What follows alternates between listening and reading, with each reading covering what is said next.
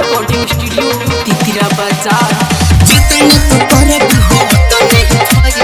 DJ मिट्ठू जितने करवाई जितने करवाई वो राजा पटसोनी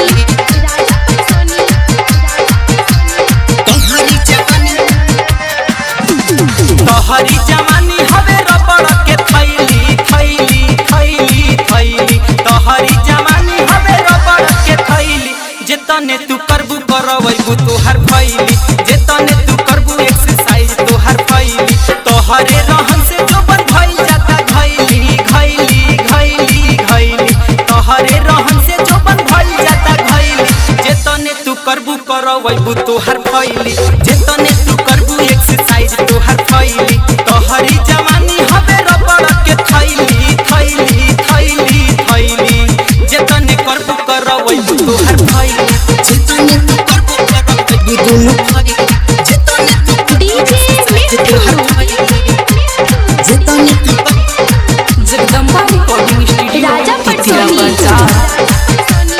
जितने तू करबो एक्सरसाइज तोहर फैली जितने तू मिले नहीं फायदा कोनो बावे में घाटा इहे सब कइला से देह बढ़ी आता। अरे दादा मिले नहीं फायदा कोनो बावे में घाटा इहे सब कइला से देह बढ़ल जाता लेके सवाद कर हम बुझ गइली गइली गइली गइली लेके सवाद कर हम बुझ गइली जेतने तू करबू करवैबू तोहर फैली जेतने तू करबू एक्सरसाइज दुनु फैली तोहरी जवानी हवे रबड़ के थैली थैली थैली थैली जेतने तू करबू करवैबू हो फैली जितने तू करबो करवाई डीजे मिट्ठू जितने तू करबो एक्सरसाइज तोहर फैली जितने तू करबो एक्सरसाइज राजा तोहर पटसोनी जितने तू करबो एक्सरसाइज तोहर फैली जितने बारू जले नया तले मारी लहो माजा आई बुढ़ापा तो भोगे पड़ी साजा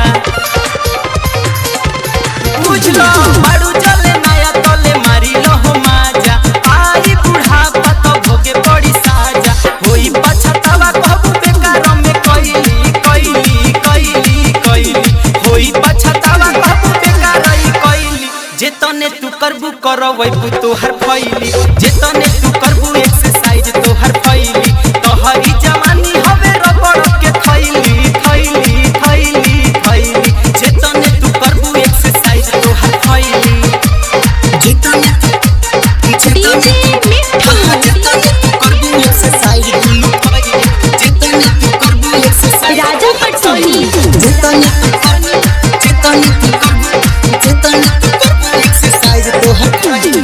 एक दिन बीता के सोना मारो तनिया तोर ऐसे जे करबू तो हो जाई फाफर